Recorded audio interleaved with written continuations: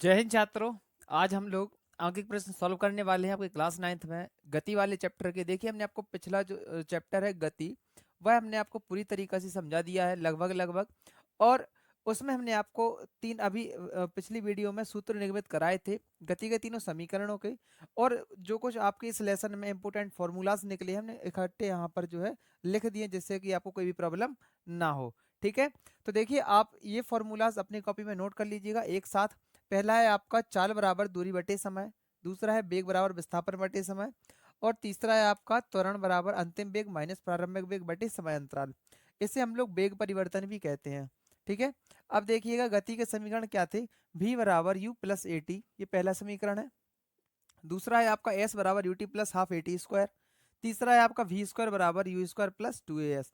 और ये इसका मतलब था, मतलब क्या है, एस का मतलब क्या है यहाँ पर दूरी या विस्थापन, टी का मतलब क्या है समय, ए का मतलब क्या है त्वरण, वी का मतलब क्या है यहाँ पर अंतिम वेग, यू का मतलब क्या है प्रारंभिक वेग। ठीक है, इसे हम अगर हम लोग सांकेतिक रूप में लिखना चाहें तो स्पीड बराबर distance upon time, speed is equal to distance upon time. और वेलोसिटी मतलब v इज इक्वल टू, और डिस्टेंस इसे डी भी लिख सकते हैं, कभी कभी एस से भी व्यक्त करते हैं, और अपॉन में टी। इसे हम लोग क्या लिखेंगे, delta we upon delta T. Delta का मतलब होता है परिवर्तन, ठीक है, या अंतराल। और इसका मतलब क्या है, वी का ये वेग है, कौन सा वेग परिवर्तन होकर। ठीक है, चलिए देखिए सवाल है आपका। कोई कार 4 घंटे में 20 किलोमीटर की दूरी तय करती है तो उसकी चाल ज्ञात कीजिए। देखिए आपको इसमें क्या है, समय दिया हुआ है, समय को हम क्या लिखेंगे टी, कितना है आपका 4 घंटे, और इसमें दूरी कितनी दी गई है आपकी 20 किलोमीटर, मतलब क्या है डी का मान कितना है 20 किलोमीटर।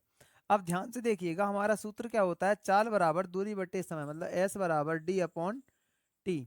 अब देखिए डी का मान रखिएगा आप लोग 20, और यहाँ पर नीचे 4, ये काट देंगे, क्या बचेगा आपका 5 किलोमीटर प्रति घंटा। ये आपकी क्या आ गई, स्पीड आ गई। ठीक है, मतलब क्या है चाल आ गई। अब आइए समझते हैं दूसरा सवाल। चलिए देखिए अगला सवाल है आपका। कोई वस्तु 50 किलोमीटर प्रति घंटे की चाल से 100 किलोमीटर दूरी तय करने में कितना समय लेगी। इसमें अभी आपका कुछ नहीं है, स्पीड दी हुई है, कितनी है आपकी स्पीड, यहाँ पर आपकी वस्तु की स्पीड है 50 किलोमीटर प्रति घंटा, और यहाँ पर डिस्टेंस कितनी दी हुई है यहाँ पर आपको 100 किलोमीटर। अब देखिएगा सूत्र आपका सेम लगेगा जैसा अभी आपने लगाया था। क्या है आपका सूत्र, एस बराबर डी अपॉन टी। अब यहाँ पर क्या नहीं है आपके पास, टी नहीं है, मतलब क्या है आपको समय निकालना है। यहाँ पर क्या लिखा है आपका कितना समय लगेगा। तो देखिए एस है आपकी 50, डी है आपकी 100, तो समय कितना हो जाएगा। यहाँ से आप इस तरीके से हल कर सकते हैं, 50 गुणा टी बराबर 100, तो टी का मान कितना आ जाएगा बटे में 50, यहाँ पर 2 घंटे। ठीक है, ये आपका समय लगेगा। ठीक है, तो अब आइए समझते हैं हम लोग अगला सवाल। अगला सवाल है आपका। कोई वस्तु 40 किलोमीटर प्रति घंटे की चाल से 5 घंटे में कितनी दूरी तय करेगी। देखिए यहाँ पर आपका मान किस किस का दिया हुआ है, स्पीड दी गई है कितनी है 40 किलोमीटर प्रति घंटा, और टाइम दिया हुआ है कितना, समय है आपका 5 घंटा। अच्छा ये तो आपको समझ में ही आ गया होगा। क्या होगा इसमें, s बराबर डी अपॉन टी। टी का मान आपको दिया गया है, डी का मान सॉरी s का मान दिया हुआ है, डी का निकालना है। s का कितना है यहाँ पर 40, डी का पता नहीं है, और टी का कितना है 5। तो यहाँ पर त्रियक गुणा करेंगे कितना हो जाएगा, डी बराबर 200।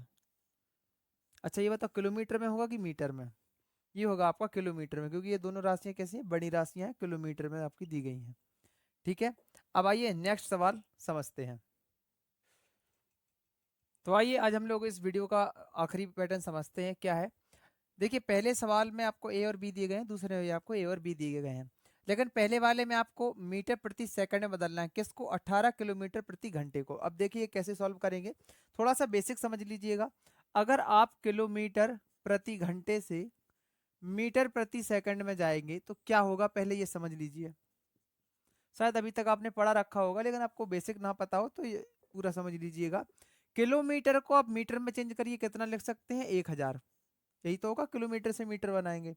और 1 घंटे से जब आप सेकंड तक आएंगे तो कितना होगा, 60 गुणा 60, क्योंकि 1 घंटे में कितने मिनट होते 60, और 1 मिनट में 60 सेकंड।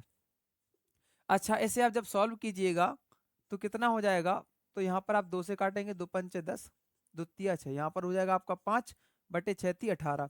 मतलब क्या है, अगर आपको किलोमीटर से मीटर में जाना है तो आपको 5/18 का उसमें गुणा करना पड़ेगा। ठीक है, कैसे? जैसा कि आपको पहला सवाल दिया हुआ है इसमें, अ, पहला सवाल में क्या है, 180 किलोमीटर प्रति घंटा। इसको किसमें बदलना है, मीटर प्रति सेकंड में। तो क्या हो जाएगा आपका 180 गुणा 5/18, और इससे काटेंगे तो कितना हो जाएगा, 10 50 मीटर प्रति सेकंड। ये आपका पहले वाले का आंसर हो गया। दूसरे वाले का आप स्वयं अपने वहां पर निकाल लीजिएगा, हमें कमेंट करके बता दीजिएगा। और आपका दूसरे का पहला, ये भी आपका सेम रहेगा। बस क्या हो जाएगा इसमें, देखिए, मीटर प्रति सेकंड। इसमें बदलने के लिए आपको कितना करना पड़ेगा, 18/5 का गुणा करना पड़ेगा। इसका ठीक उल्टा हो जाता है। ठीक है, तो आइए देखिए ये किस प्रकार से होगा। सवाल है आपका पहला 120 मीटर प्रति सेकंड, 120 मीटर प्रति सेकंड।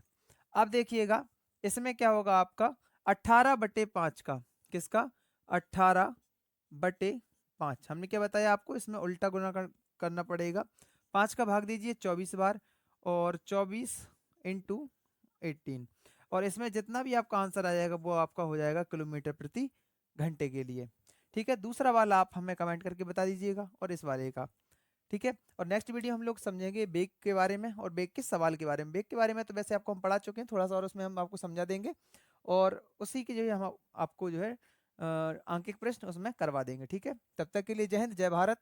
और पिछली वीडियो जरूर देखिएगा, जिससे कि आपको ये टॉपिक, ये चैप्टर क्लियर हो सके। ठीक है, और 10th में भी आपको कोई प्रॉब्लम नहीं आएगी। ठीक है, जय हिंद जय भारत।